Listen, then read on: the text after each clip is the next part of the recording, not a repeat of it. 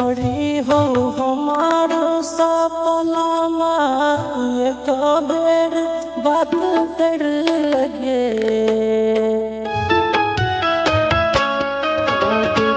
खड़ी हो हमारो सपना तू एक बेर बात कर लगे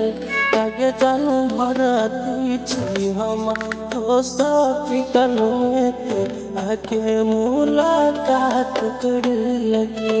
आगे जानू भरती छी हम हॉस्पिटल में आके मुलाकात कर लगे खड़ी हो हमारो सपना तू एक बेर बात कर लगे जानू भरती छी हम हॉस्पिटल में आके मुलाकात कर लगे आगे जानू भरती छी हम हॉस्पिटल में आके मुलाकात कर लगे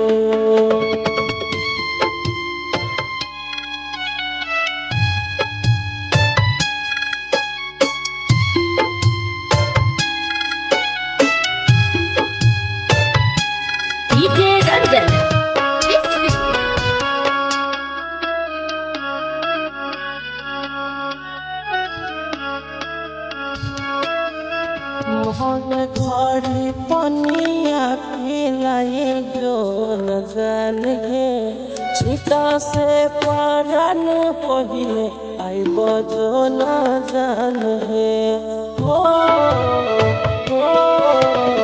मोरे घड़ी पनिया पिलाए जो न जान गे छिटा से पारन पहिले आई बजो न जान छुरी के हम चला जेबो दुनिया तू एक बेर बात कर आगे जानू भरती छी हम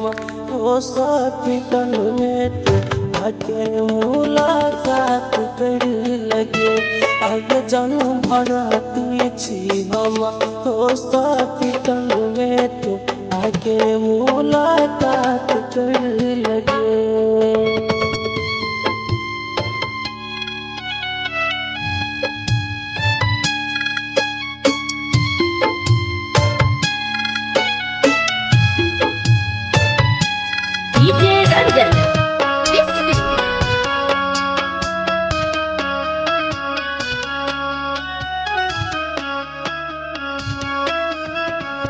कटोरा साहब हमारा कही दिल कैसारी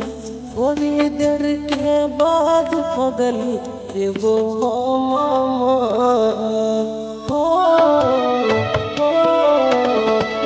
कटोरा साहब हमारा कही दिल कैसारी थोड़ी देर के बाद पगली एगो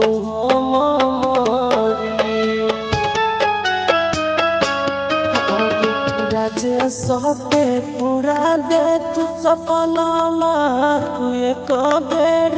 बात कर लगे आगे सोना भरती हॉस्पिटल में आगे मुलाकात कर लगे आगे पगली भरती हॉस्पिटल में